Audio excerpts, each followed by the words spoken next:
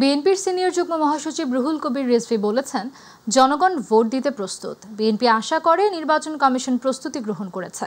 সকালে engineers association of বাংলাদেশের নবগঠিত কমিটির সদস্যদের নিয়ে জিয়াউর রহমানের সমাধিতে শ্রদ্ধা শেষে এ কথা বলেন তিনি।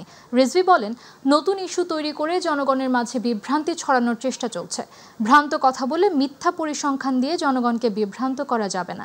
গত 15 বছর কারা আপোষহীন লড়াই করেছে তা সাধারণ মানুষ জানে।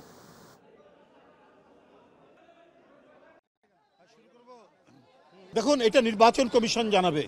আমরা বারবার দাবি করেছি, তারা বলেছেন তারা প্রায় অনেকাংশেই তারা প্রস্তুতি গ্রহণ করেছেন। আমার মনে হয় যে সময় পেয়েছেন, এই সময়ের মধ্যে প্রস্তুতি গ্রহণ করা মোটেই কঠিন কোনো কাজ নয়।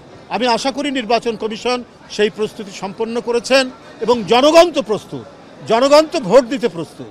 তো সুতরাং নতুন কোনো ইস্যু তৈরি করে জনমনকে এবং মানুষের চোখে বিভ্রান্ত করার যারা চেষ্টা করছেন, তারাও জনগণের কাছে আজকে ধরা খেয়ে যাবে।